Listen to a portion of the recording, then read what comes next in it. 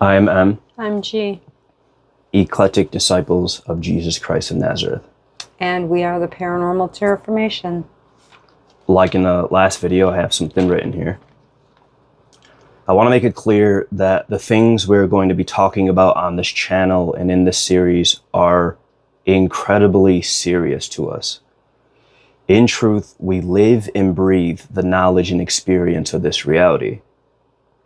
I will say again, there's a ton of information coming at all of us, including you, from all angles, and not all of it can be true.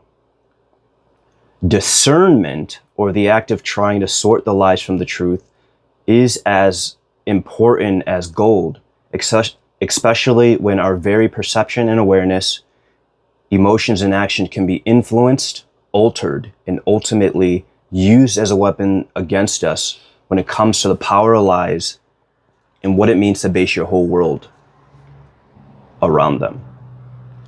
We are not saying we know everything, but we are also not saying we know nothing at all. We encourage everyone watching to discern all things, including the things we say. With that in mind, to continue this series, we have a few topics we want to hone in on. Starting with alien abductions. Alien abductions. We happen to know a little bit about that, don't we? I would say so. Yeah, me too. So, on that note, I just want to say this, since we're just getting warmed up right now. I want to make this clear, because I've heard people talking about, don't call me an abductee, call me an experiencer. All right. When something, usually at night, creeps into your abode, renders you helpless,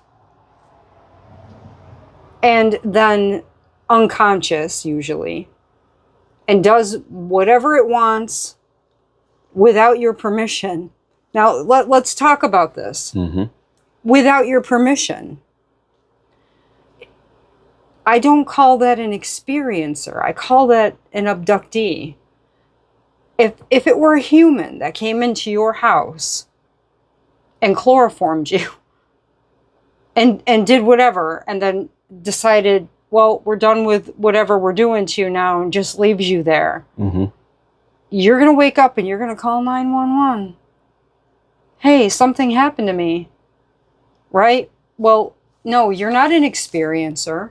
If something has actually gone against your own free will and made its way to you and had its way with you, and whatever it is that it was doing, that's not a good experience.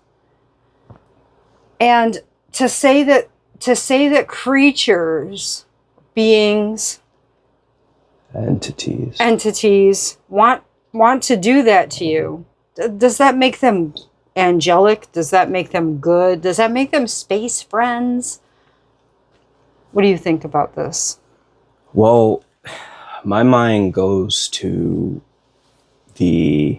I gotta give a little bit of the credit where it comes from. The Hermetic principle known as a law of correspondence, or in other words, as above, so below.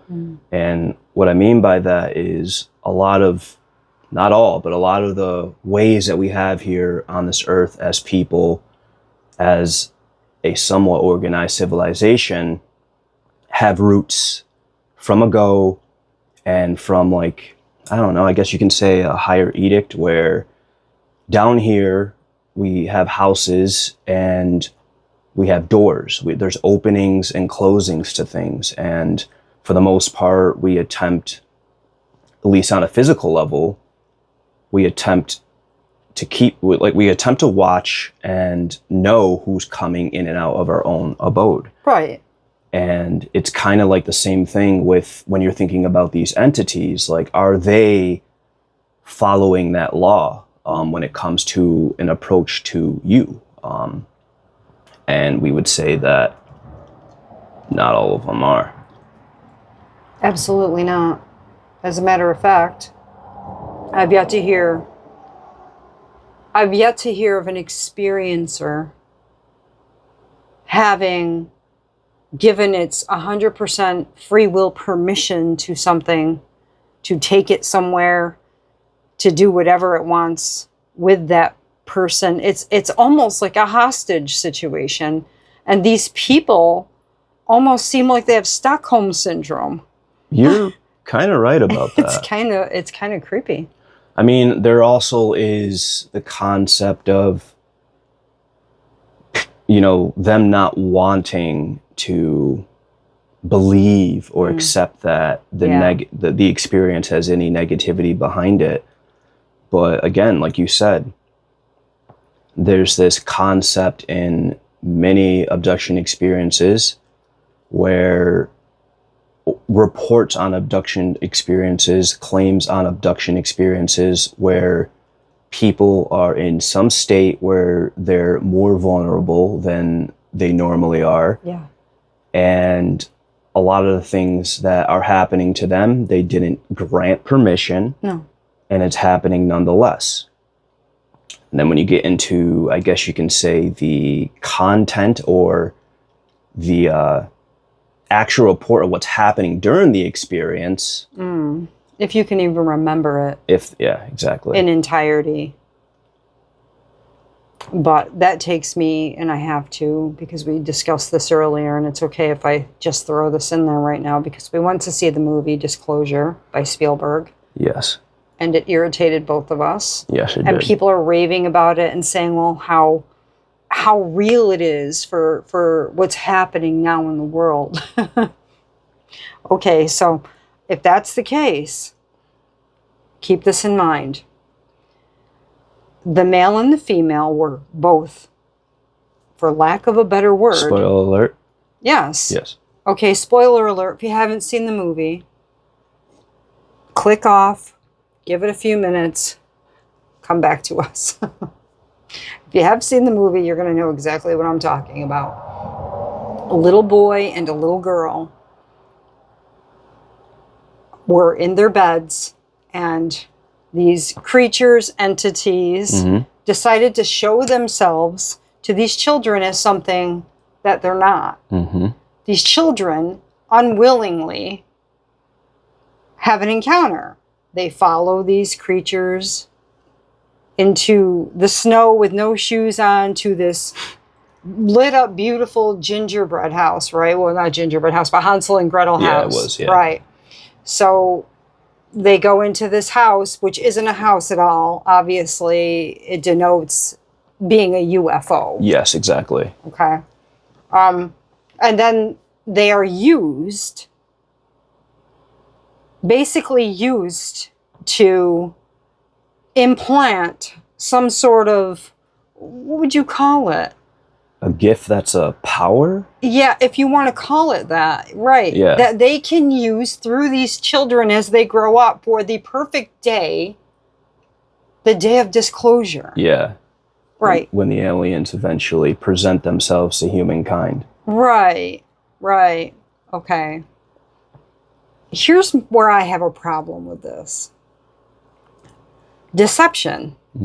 Exactly. I was just thinking that, I swear. It's a lie. We're not deer looking down at you. We're not little bunny rabbits. We're not fuzzy, furry little friend animals. We're actually entities that want to use you for something to our benefit. And I have a problem with them making it look like these people are now gifted, but the gift is actually being used to the advantage of the alien entity faction. Who are, in this context, automatically benevolent. Like, they're good. They're good. See, all good things creep into little kids' rooms and have them lured away and then do things to them against their free will. Sure, that sounds... If someone did that to my kid... Yeah, I mean, they eventually brought them to a table, and for the most part, the kids couldn't leave, as far as I can tell. They couldn't leave, couldn't get up, couldn't fight for themselves, and had to actually succumb to a procedure that they did not grant their permission to have done to them. Mm-hmm. But they want to present themselves as benevolent. I'm not saying that there's not benevolent things out there. Usually, I won't allude to what I'm about to say. The good does exist. The good never left their first estate. They're known as what we call in the English language angels. And they are good. And they won't lead something astray. They will not lie to it. They will not try to use them for their benefit. They will actually try to aid when they can, when free will permits, in your journey or your gift. Like I said in my opening statement, nothing benevolent is going to lie to you, deceive you, lure you, render you helpless or unconscious. Exactly. So that's my take. That's my take on the whole thing. When I think about what I know about them, what I believe to know as well, and sort of what I've experienced, the good have a far larger mapping of us than we do of each other.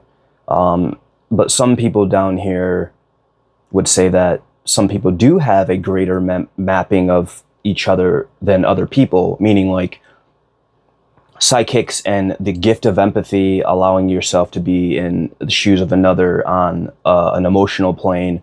There's probably other words to describe exactly how that's happening, but that type of expansive awareness, that ability to feel another, to kind of understand what they're thinking, they have it at I want to say a higher level. So it's kind of known whether or not someone would be prepared for them to make contact with them. So they're not going to just force themselves upon you. No. And it's like, well, what if I am saying that someone can say, well, what if I'm asking for it to happen? Will they still do so?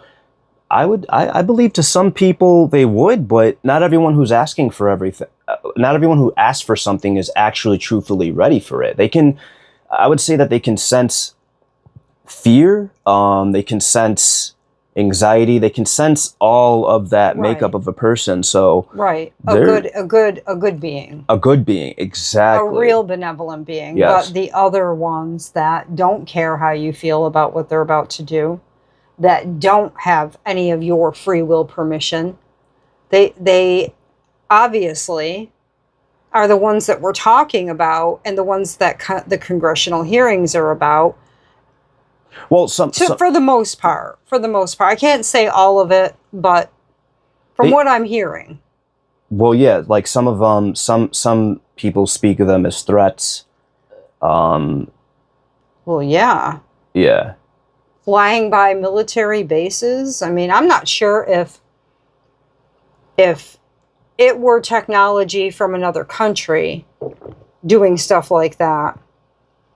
Basically, the congressional beings are more so leaning towards like the bad. Yeah, they are actually. I mean, I've heard political figures mention it, but here's the problem, and here I'm going to go back to this again because this is so irritating. They're not demons. Demons don't need or can, in a spirit body, a disembodied spirit, that's what a demon is. It doesn't have a body. It's disembodied. How is it flying a U.F.O? It isn't. Yes, that's something that will come back around to kind of over and over and over again. Yeah. Because when you're trying to piece all this together, it can be kind of easy to get lost because there's it's so vast. much to it. It really is vast. And then let's bring up the word watchers.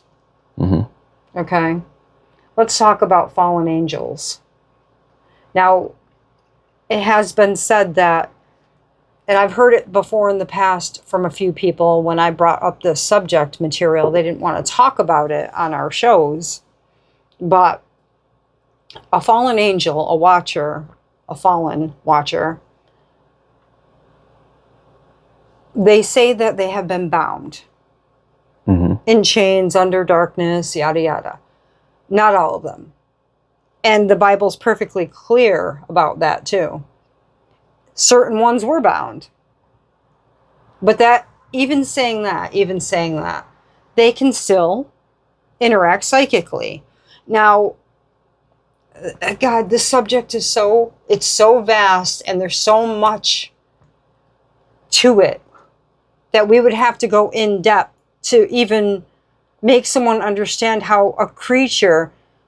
But remember this, these creatures were created with vast wisdom, and they are higher in that way than we are in a human body in the state that we're in. I don't believe this is our original state for humans. I just don't believe it. I think there's a little splicing project that went on, and now we're in a state where we actually age, get diseased, get sick, and we die. And we kill each other, and we have a, animalistic side to us where we're out seeking to eat another animal's flesh to sustain our life, our life force. I mean, I don't think that's what we were created as in the beginning. That's a whole other branch off of what we're even talking about tonight. Tonight we're talking about alien abduction. For the most part. At least to begin. To begin, yeah. But it does relate to all of this. It does, and maybe that's not a bad angle to get into. I don't know. We can also, well, I'll just get into it. Maybe we can, because we're trying to modulate this for the viewer, but going slow. I guess, can we throw it out there that what we think bound under chains actually means has something to do with DNA being tied to DNA, in particular our DNA. And again, this part that I'm about to say is more kind of theoretical, but I think that if our DNA is how we interface with this environment, it may have an aspect to how we're manufacturing our world. And again, going into the fall, which I kind of want to get into, well, the fact that you want to, okay. No, you can go now. Go on. Well, if you're on a roll. Yeah, I mean, we do believe that currently this flesh and blood that is, if you want to put it in a decently realistic term, it's kind of colonized and symbiotically, meaning it's sharing a relationship with viruses and bacteria, all of which are not benevolent, so to speak, when it comes to how they function and what they're doing to us.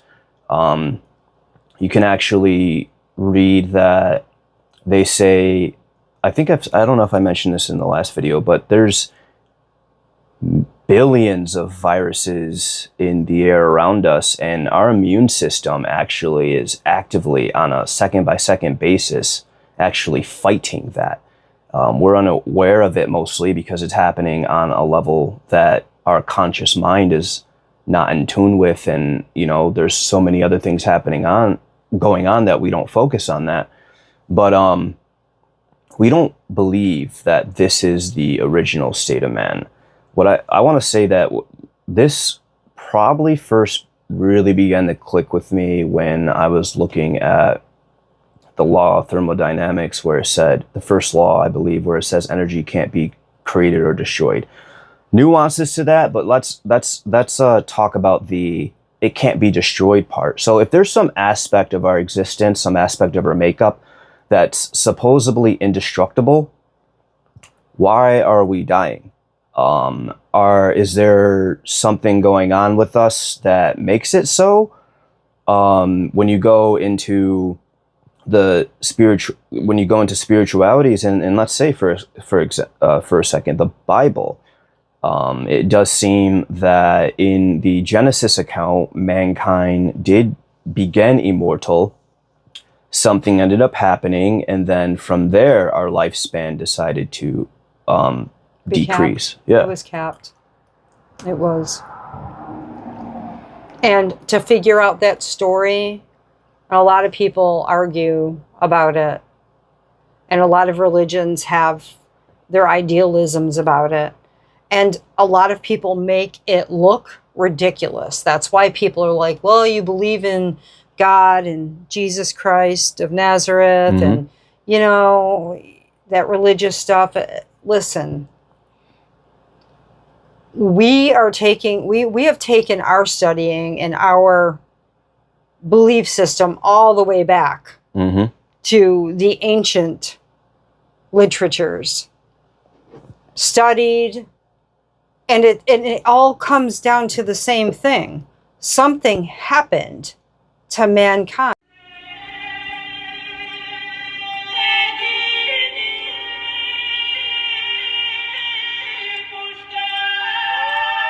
There's a message in this.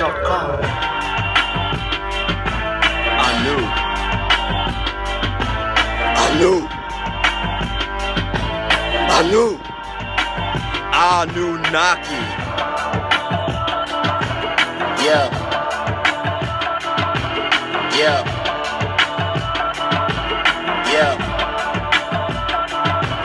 Look, getting tired of the human race. They haven't figured out that they are just a bunch of slaves. And even worse, you got a portion of the populace believing they are nothing and they come from nothing anyways. Damn, let them walk that pathway. Narrow is the way that leads to life, not to this last day. Jesus, I guess the blind can't really see that they've only just been food for the fallen Anunnaki. Yeah, those from heaven to earth came. You can call them angels or call them the sons of God, the same. Aliens is another word, means the same thing. The truth is there's a matrix in life, it's not a game. No, they came, rape, pillage, mess with the genetic thing. That's even why, even to this day, we have no missing links. We're not alone, but we think we are. Is selfish thing compared to all that exists. We're most definitely in the lower ranks. Wow, these beings really got a hold of it. It's deeper than the Adam and Eve, apple forbidden shit. Yeah, do your research and you will see. Yes, exactly what I mean by the fallen Anunnaki. Anunnaki. Those who heaven to earth came. They were good and they were bad. Yes. And you can't deny that. You just can't. And what was it? And what's happening now? What's happening now? I actually believe that what happened to mankind is the exact reason why we can't find the missing links. I believe you're right, because they don't exist. No. That whole monkey soup. Yeah, no. You know what got me one day when we were watching that documentary and they were talking about how these ancient areas that they've uncovered on the earth are actually dated to be older than some of the so-called cavemen. Yes. And I was thinking, I wonder who made them. Must be smart cavemen, you know? Maybe we weren't giving the cavemen enough credit. Their brains were pretty big. No, there were civilizations here before this, and something happened to them. Wonder why? I wonder if these entity creatures had something to do with them coming to an end also. And are they trying to do the same thing again? Yes, tying this all into the alien abductions, let's get into the interdimensional, extraterrestrial type of hybrid view that we have about how these things exist. Why you can say alien and angel and basically be talking about the same thing. Why, as you mentioned, demons, fallen angels can also be aliens as far as what everyone is kind of touching upon, but using different words. I believe that there's a language barrier even within the English language itself. Absolutely. A group can say that. That's why a lot of Christians actually they'll put up a barrier against, again, I said this in the first video, truths that exist in other places because the language is not tied to the book. And I've always said well, in order for them to learn how to even read that book, they had to learn the English language outside of it. There's so much information that they had to learn outside of the book about, again, what words are, what they mean, before they then applied it to the book, just to then say that the only language found in the book is, I don't know, holy language, and therefore any other language. Shakespearean. Basically, well, yeah, I know, right? Listen, we know that there are things that were in the Bible that they found that were too overwhelming for mankind to even know about. Like, we don't want you having this information. They find the Dead Sea Scrolls, and they find some of the Book of Enoch in there. Yeah, exactly. The Bible refers to the Book of Enoch, but when you go in the Bible to find the Book of Enoch, you can't find it. Yes. And there's a whole bunch of controversy as to why. I understand that, but I've looked into that too, and I do believe that that book should be read. I do believe that it should be read as well. Absolutely. Yeah. I mean, I did a word study on the word heavens, because when you're talking about Genesis 6, and you're talking about the sons of God saw the daughters of man, that they were fair, and they took them wives, all of whom they chose. We're talking about the heavens. So people, U.F.O, alien enthusiasts will say, well, yeah, they came from out there. Well, I'm going to throw a wrench in that, because the words heavens can also mean dimensional places, spaces. Yes, it gets into what I call multidimensional reality, which I want to say is another thing that we're going to be talking about, because it's like it's a cornerstone, I believe, to understanding how things work, how there is more than one dimensions to a thing. A way to try to understand this is thinking about the states of matter. Like, to me, if you take water, we know that its solid state of matter is ice. Its liquid state of matter is what we call water. And in its next phase up, we call it vapor. And another example is the electromagnetic spectrum, or light. Upon that, at near the bottom, closer to the bottom, you have things like microwaves. And then all the way at the top, you have things like gamma waves and gamma radiation. So that principle of multiple layers, multiple dimensions is kind of something that you'll find, I want to say, everywhere when it comes to how reality is constructed. And it also is going to be a part of how we'll be able to understand how things connect. I mean, we're multi-dimensional creatures ourselves. Exactly. And we have more than one state of being. If you believe in the soul. If you believe in the soul. But. And the spirit, we talk about the difference that between a soul and a spirit and things like that. I think, again, that the multidimensional model can also explain why there can be a perceived difference between the two of them. But so, back to the alien abduction. Yes. There is an experiencer or abductee, because the person doesn't like the whole experiencer title. They prefer abductee, because that's exactly what happened. But they had an experience in their own living room,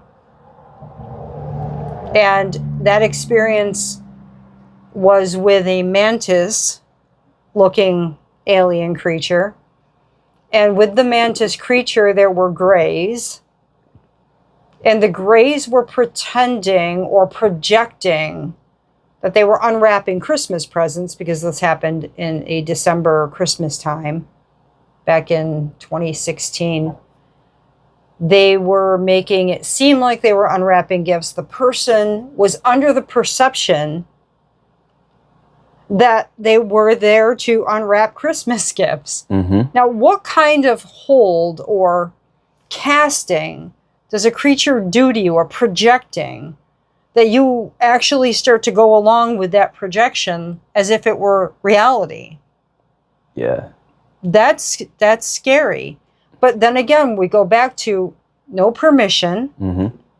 Creatures that rendered this person, after the first few minutes, the mantis creature was telepathically telling the person, I'm going to need you to go to sleep. And the person was like, but I don't want to go to sleep. And it didn't matter at all. Bam, person goes to sleep. What happened in between that and the time that somebody else in that house actually heard a ruckus? And paper, oddly enough, even though they weren't really unwrapping Christmas gifts, that projection, that vibration was hitting other people. And they ended the whole whatever was happening by coming out into the room where the person was that was experiencing this or having this done to them. And the whole thing probably stopped at that moment because of that.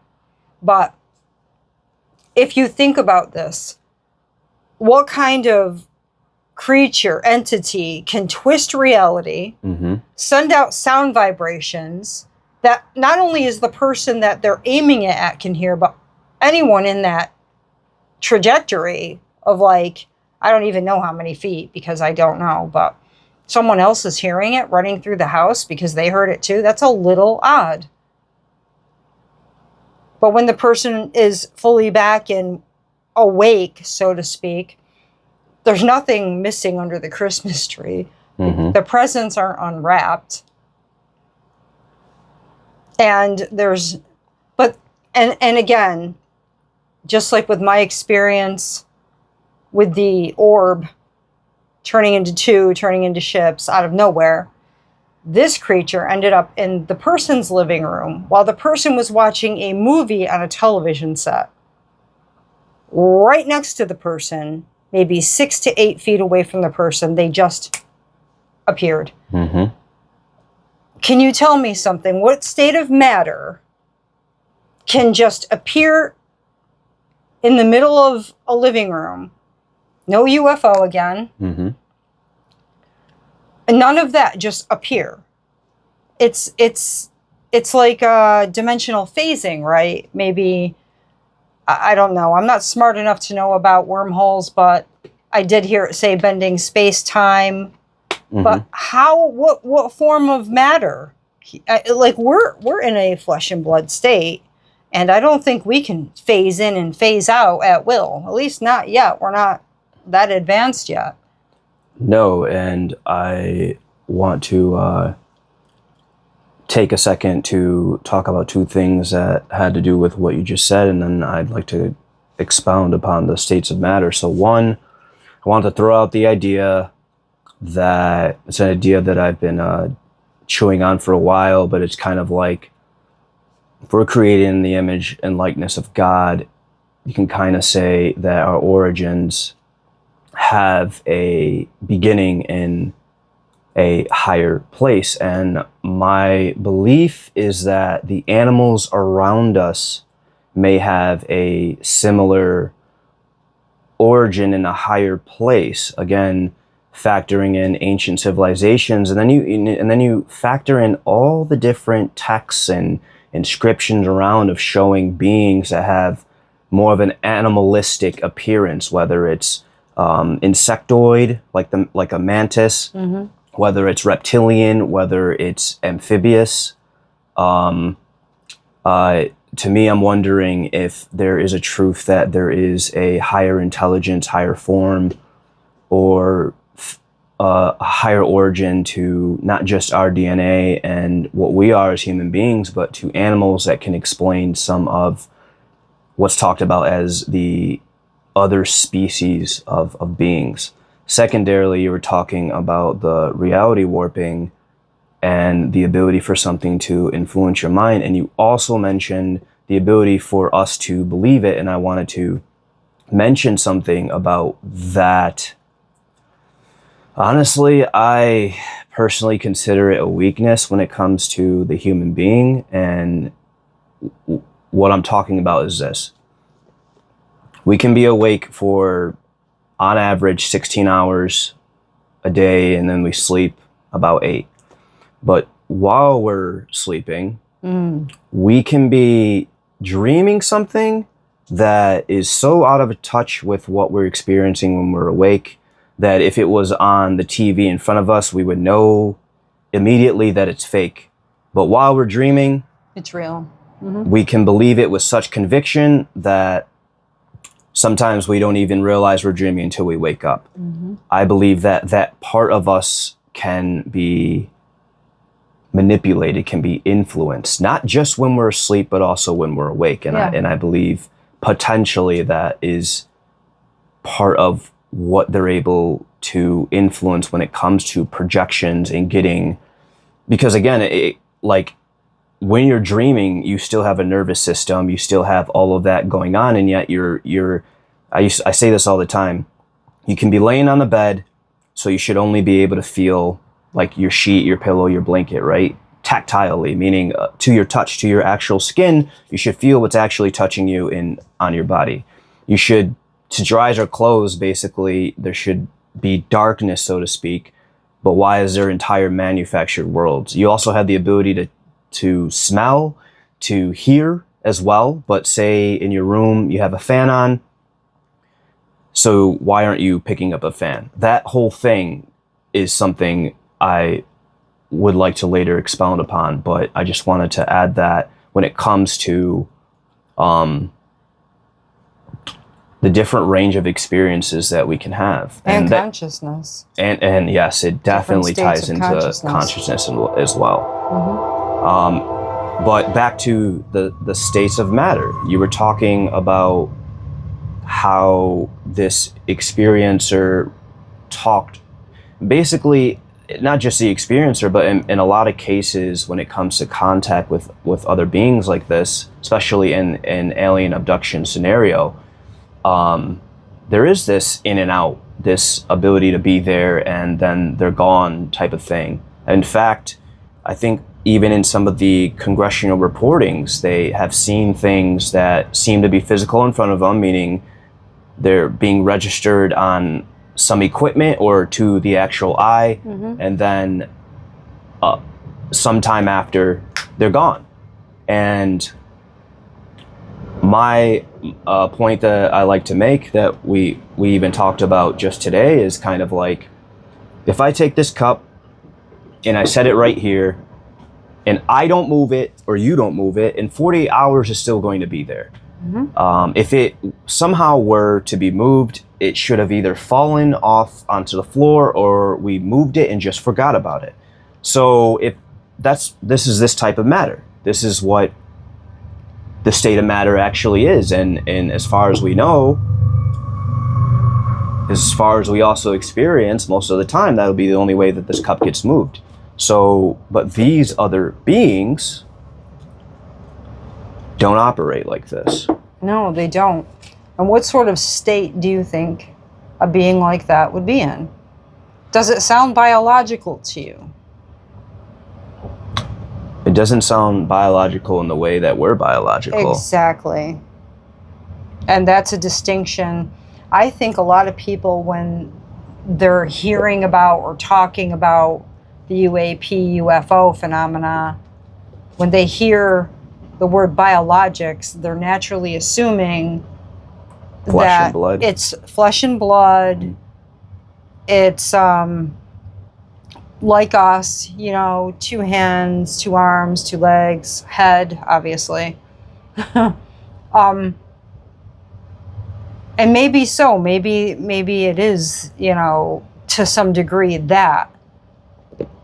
But the way that they're reporting the ships, I don't know what else to call them, U.F.O, U.A.Ps, the way that they're reporting them to be moving and at the rate of speed that they are going, there's no way something with our composition could withstand the G-force, we would be torn to pieces. We would not be alive. And you can say that maybe there's some, highly advanced propulsion barrier around the UFO that breaks or that can bend space-time. You can say that, but I don't think that if you took us and you moved us like that we would be okay at all. No, they're not only are they moving very fast, but they're able to stop and make let's talk about degree that. And exactly. And disappear. Exactly. Right. Out of nowhere, just. So that doesn't sound like the laws of our universe actually apply to them. So if the laws of our universe do not apply to them, then what are they, really? Again, that's where you get into the, like I said in the first video, trying to blend like science and spirituality. In this context, it would be angel alien, interdimensional, and extraterrestrial. And extraterrestrial, I believe the meaning of that is to be basically from another place other than Earth. A lot of times it's grounded into meaning an entire another planet that's similar to our own, but basically you could say extraterrestrial just means not terrestrial to our terrestrial environment, in other word. And then interdimensional, that's the part that we're talking about when it comes to interdimensional, multidimensional, their ability to phase in and out, to move the way they do, at the rate of speed that they're moving. And it's not sensible. It doesn't make sense to me. Can I talk? Please? Go so right on. Another thing that goes with this is kind of like, I think that the word spiritual is kind of, I still use the word, but the way that we understand the word, there's more dimensions to it. But in the normal context, a lot of times it feels like when people say the word spiritual, it kind of means almost something that doesn't actually exist. Like it's not tangible. It's kind of like a phantom. It's just spiritual. But take the concept of a soul. I believe that there's a soul. You believe that there's a soul. A lot of people believe that there's a soul. But there's another one of the ideas that I first thought about. Well, if a soul or spirit is able to operate a body, then doesn't that mean that it has the capacity to be physical enough to at least to interface with the body? You would think. So when we say spiritual, when you say non-physical, a lot of times you just mean not as dense and not as physical as we are when it comes to, again, being able to keep our form almost day in and day out. Except, honestly, to be honest, there's also nuances about that, because when it comes to like cells dying and living and cellular replication and particle and molecular activity, there's a lot of activity going on that's behind our solid form, behind the ability for us to appear in front of you almost every second that the camera's picking up. But in fact, there's so much activity that things are coming and going at the same time. Like we're flashing in and out, but at such a high rate of speed that our own eyes aren't necessarily able to pick it up. But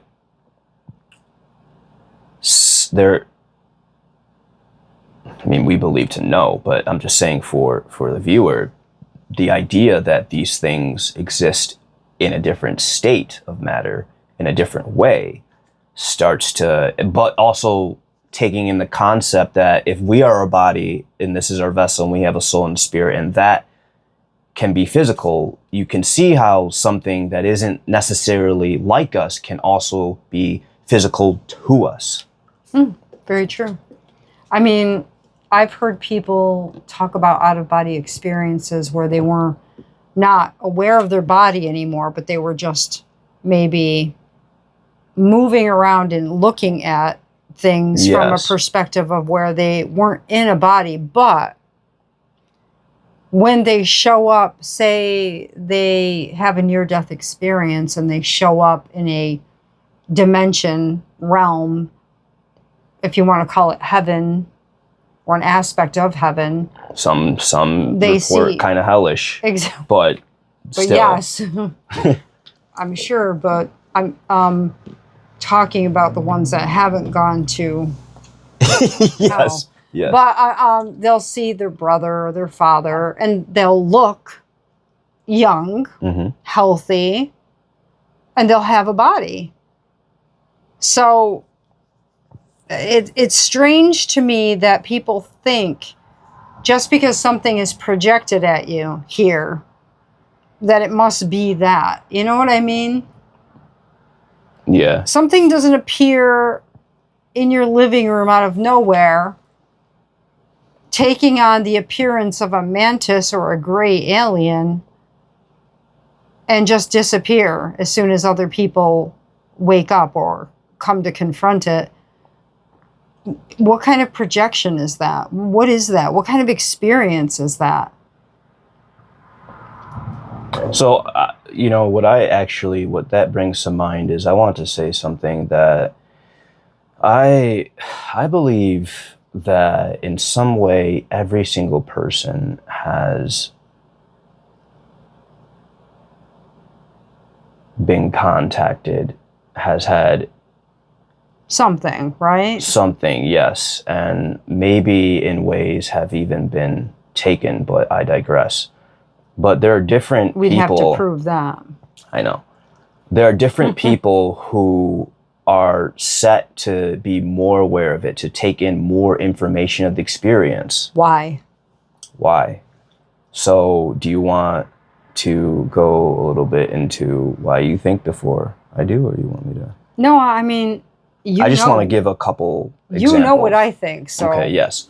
So there's likely more than one reason, but I'd like to propose a few that can be more easily digestible.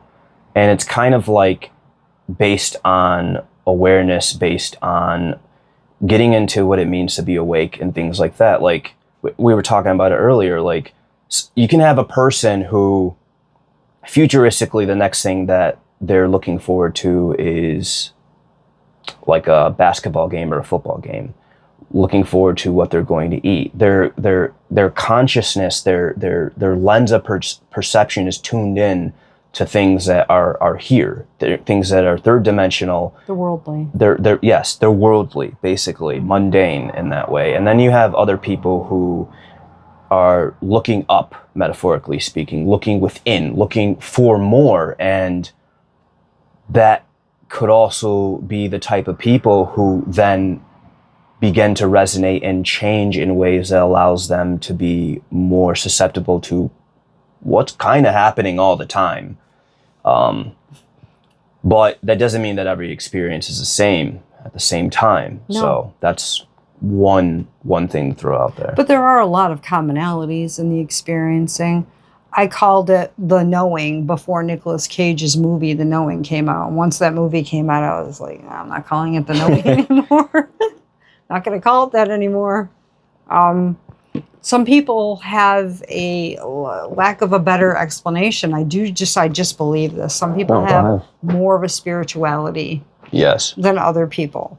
And I think that they know themselves a little better, and they actually know themselves spiritually. Mm-hmm. And they have a higher belief system than just the mundane person. Like, they walk around trying to see the beauty in nature, trying to see the good in other people, or trying to see, why the people that aren't so good, why are you like that? But they're very inquisitive. Mm-hmm.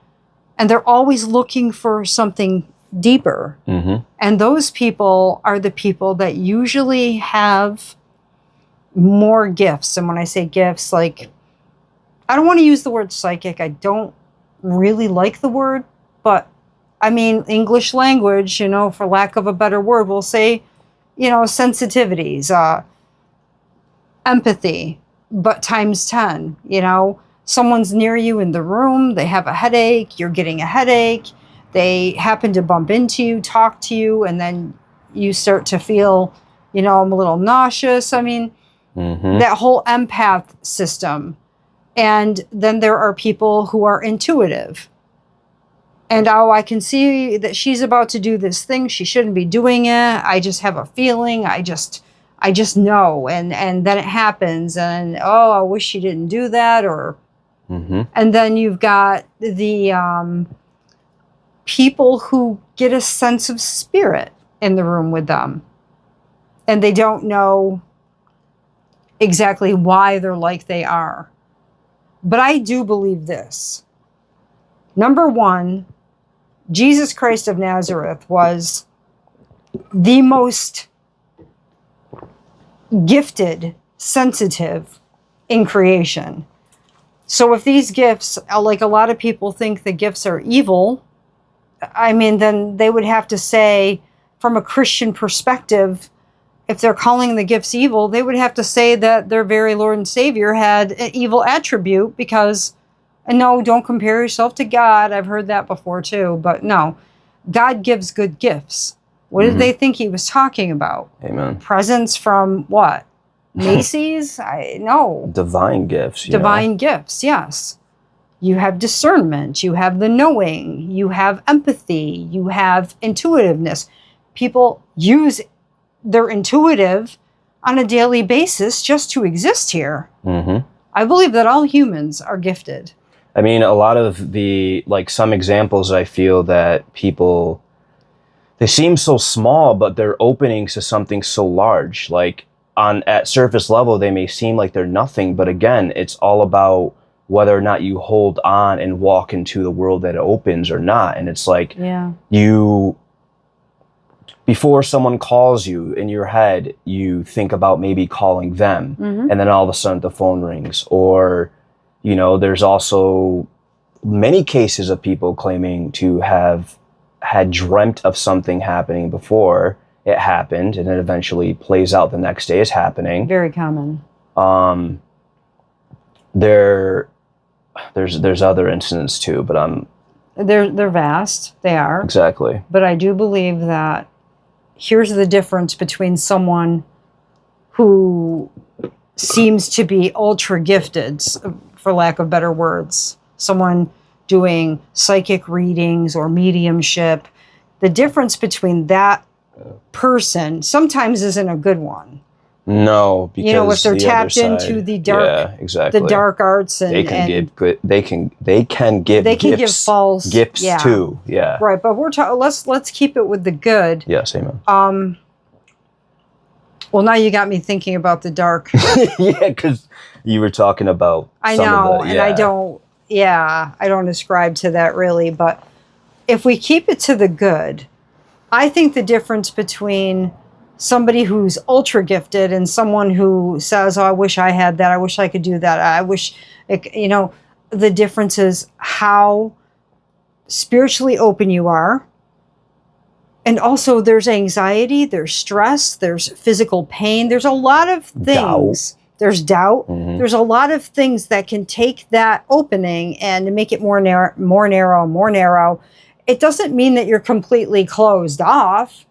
It just means that maybe you need to learn how to ground, and you definitely need to learn how to meditate, because that helps you. Yes. And that's another thing I know that Christians will say, even though it's in the Bible, is evil. Is evil. Okay. Yeah. So that's just that's not the case. But if you want to take the Bible literally, you need to get yourself an interlinear and a concordance, and then you need to do some studying. That's my best suggestion. Maybe that'll break some of the religiously taught bias off of you, and you will have an easier time opening yourself up. That's just an opinion. Which takes me back to the alien abduction scenario. Say you have, I've been a paranormal investigator. I've gotten EVPs. I have been in people's homes. I have done spiritual cleansings. Every once in a while, something can try to attach itself to you. And that presence, that negativity, that can also open you up. And that's when I saw the most we're going to call it alien activity that I have ever seen. From being around those situations, probably not protected as I should have been, definitely not grounded in any way, shape, or form. Just doing it in the moment, doing it, and then suddenly I'm having a lot of activity, and the activity is in negative, and it's not good, and it's scaring me. And I talk about abduction relating to the occult and the paranormal because I do believe that they walk hand in hand with each other. Any thoughts on that? I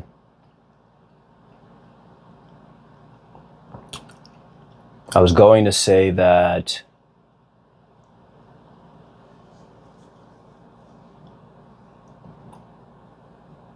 no, not yet. Not yet? No. You're going to say not yet? No, I actually got lost in what you were. No, I got immersed in what you were saying. Oh, okay. Well, I mean, I think that they go hand in hand, and I think that if you're an open person... Oh, I found it. Oh, you did? Yeah. Well, I'm going to finish this. If you're an open person to the good side, the good will come through. And I'm not saying the bad won't try, because they're never going to stop trying. They never stop. They just don't. It's their job.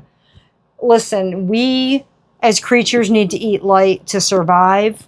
They have been cut off from God, and they have no food, so to speak. Yes. And we are their food source. So for them to leave us alone because we're being good, or we're, you know, in church praying on our hands and knees, for us to just be left alone, I mean, there's a degree of how affected you can get based on your habits and the things that you do.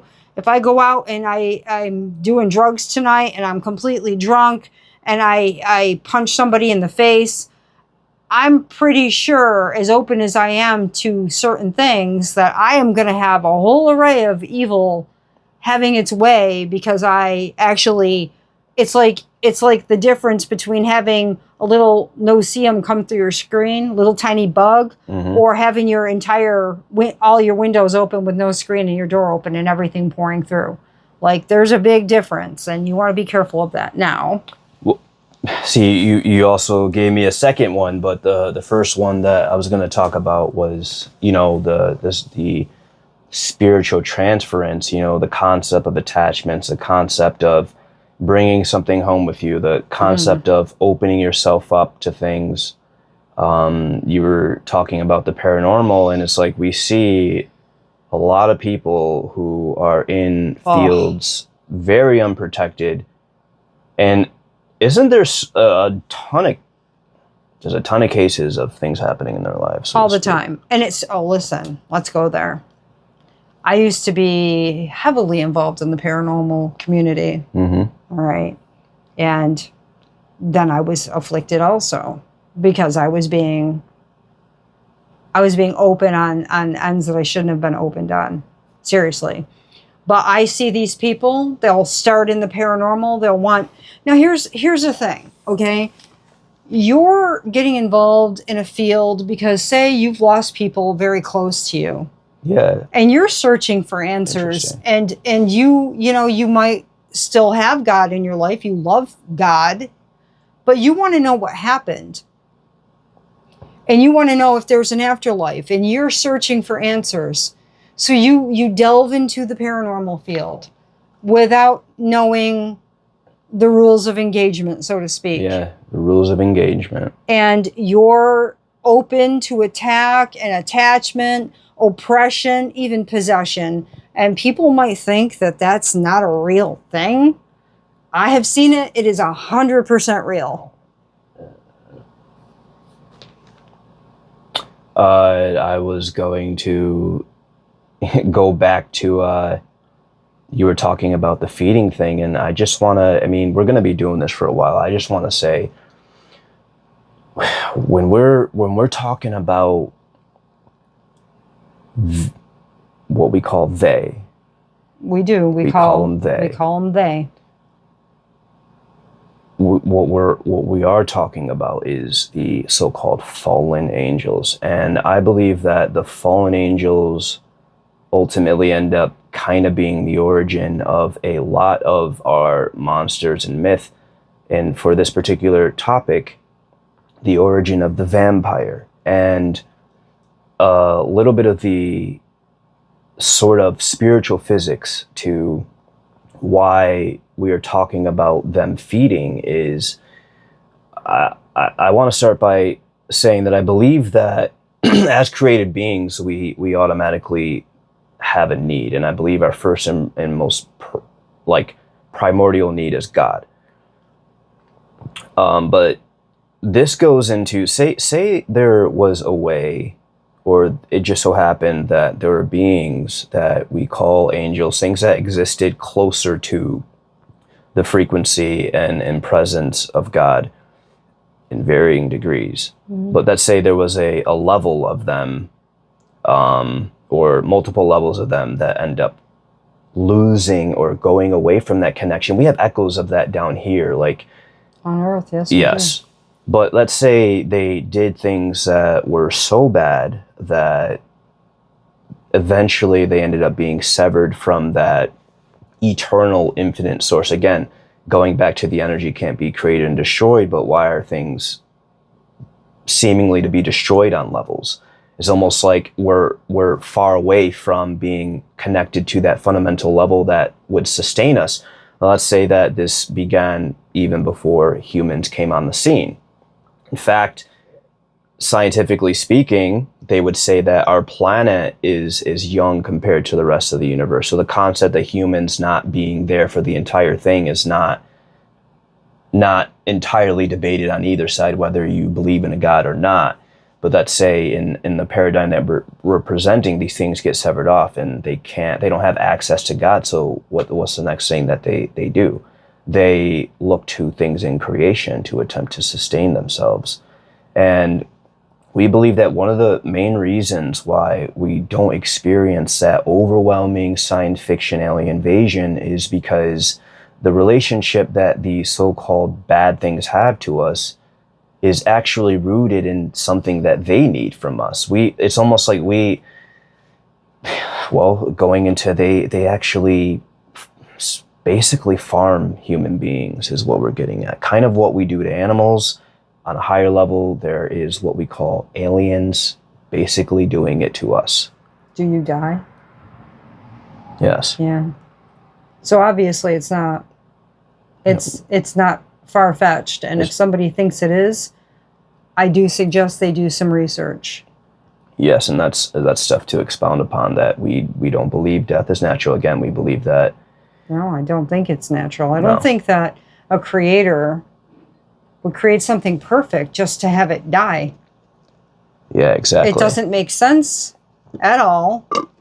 But then you'll hear church folk, especially, I'm not going to say it. I can't put down any denomination like that because it's just wrong and I don't want to. But there are people who say, well, God created man to tend the earth and to be fruitful and multiply. And, the natural progression is that we die. And then others live and then they die. And it's a learning process. We're here to learn.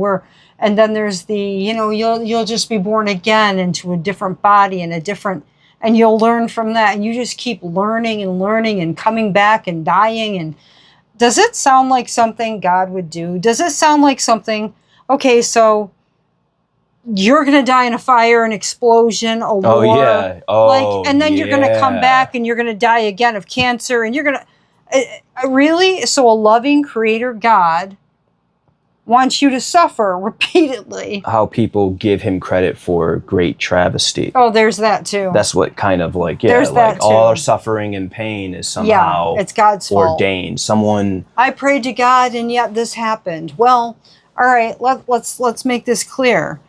If you smoke 2 packs of cigarettes a day for 30, 40 years and you go to the doctor and have lung cancer, you go home and you pray to God to take it away and it doesn't go away, your free will smoked for 30, 40 years. Yeah. Your free will also makes you a drug addict if you're using your free will, and I'm not saying there aren't extenuating circumstances that make people think that they're so worthless that that's another influence of the dark side on the human race. Yes. So don't all the time 100% blame just the person for their actions, but the person does have free will and can choose not to. Mm-hmm. And that's a fact. I mean, my life hasn't been all lollipops and butterflies yet. I'm not a drug addict and I'm not a drunk. So there's that. Mm-hmm. Okay? But we do all these things free willingly, probably influenced by some dark spiritual force, obviously. But we have the ability to choose against it. We have the ability to do the right things. We have the ability to be better. But we favor that other side for some reason, that we're actually influenced by a parasitic entity to partake in. And, it looks alluring. The darkness looks cool, Yeah, I mean, we basically invite our own demise and then we blame God for that demise. Yes. Oh, God, he took her. How could he take my... You know what? I don't blame God for what happened to my son. I blame dark forces for influencing a very weak human who went along with them and was actually in union with them to do a terrible thing and take the life of my son, who had his whole entire future ahead of him. That gets into event coordination. I do not blame God for that. I blame him and I blame the fallen. Fact. Yes, and it's like someone could be thinking, how are we making the connection to the setup? It comes down to this concept that we call event coordination. Another phrase that you've seen it is divine intervention when it comes to the good side. Well, again, just like we don't believe everything out there is bad or everything out there is good, when it comes to synchronicities and things like that, when it comes to divine intervention, we believe that there is a good manifestation of that, but there's also an evil manifestation of that. That things can plot against you 3 months in advance, start working on you, or years. Yeah, exactly. And this gets into multidimensional, interdimensional spiritual warfare and things that can be done to try to thwart and stop them. Including where our free will is aligned and many things like that. Yeah, Ephesians 6:8. All the time. Or 6:12. 6:12. 6:12, right. I don't know why I say 6:8. I have not yet even looked into 6:8. I think I'm going to do that afterwards because I've been saying you have it repeatedly and I have no idea what it even says because I can't remember. It makes me wonder what it says. Yeah, so that'll be the next study. Yeah. To capitalize, because we're getting to Are we at 49 minutes? No, we're at an hour now. Oh. But you said something earlier about everything eats light, and I wanted to... Does. Like, everything technically eats light. Even we do. And that's, again, going into the vampires, going into the fallen angels, going into what it means to be fed on. Well, make sure you're 100% with the vampire thing, because I don't want people to think we believe in literal vampires. No, but that's what I said. Fallen angels are actually the origin. They are the vampires. They're the original vampires. All right, I agree with that. I just want to be 100% clear. I mean, demons also can and do carry the connotation of weakening you, taking your life force. The whole concept of extracting life force or light in a manner of speaking. And I just wanted to talk about, like, human beings on the planet currently right now, we actually do attempt to eat light ourselves. I mean, at the most... Exactly, the very food chain shows that. You have animals that eat plants that synthesize sunlight. And when we take in solid matter, it's not like it just remains like a solid chunk. No, we break it down and take smaller pieces of that, and the energy currency that we're trying to extract to is akin to that light that we're talking about. Now, imagine if things out there that are in a state of matter that can just feed even more directly than herbivores. And we are, I mean, to throw in, again, the science spirituality thing, it's been said that we give off biophotons. We do. But there's a lot of energy and an energetic activity within us that I do believe that they try to find a multitude of ways To in an attempt to extract. I do too. Being cut off from God. Being cut off from God. And this eventually, and I don't know if we're going to go there right now, maybe, but this eventually gets into humans and people down here that end up adopting those particular ways by having a relationship with them, and then end up, you know, feting similar to how they do. And this gets into attention, extraction. And I mean, we're still mining gold like the Anunnaki, so. Absolutely. At its fundamental. At its fundamental. At its basic, we are still mining for gold. And it's insanity still. Like, it's crazy. We are in that Anunnaki system. We don't break out of it. We stay in it. We live in it. And we flourish in it. And if anything can actually help mankind out to not have to do that system as much as we partake in it, you're silenced or you're worse. Oh yeah, by the humans, yeah. Yeah. And then there's also we've talked about it, but we kind of feel like when it comes to true benevolent, so-called extraterrestrial, interdimensional beings, angels, when it comes to God's true intervention, it does seem that humanity in mass, and again, on an individual level, is different. People have a relationship with the good individually different from other people, but in mass as a full civilization, we're kind of blocking that out. Yeah. You know, on a daily level, our civilization is being ran where the dark ones have a greater foothold and are allowed more in. A lot of people I swear people, it feels like people would choose that things remain as they are than potentially change for the better if it means that they would have to lose something that's binding them maybe? to. Yeah. And again, that's where more of that ego. All the different things that we plan to talk about. We do. So to conclude. In closing, yes. In closing,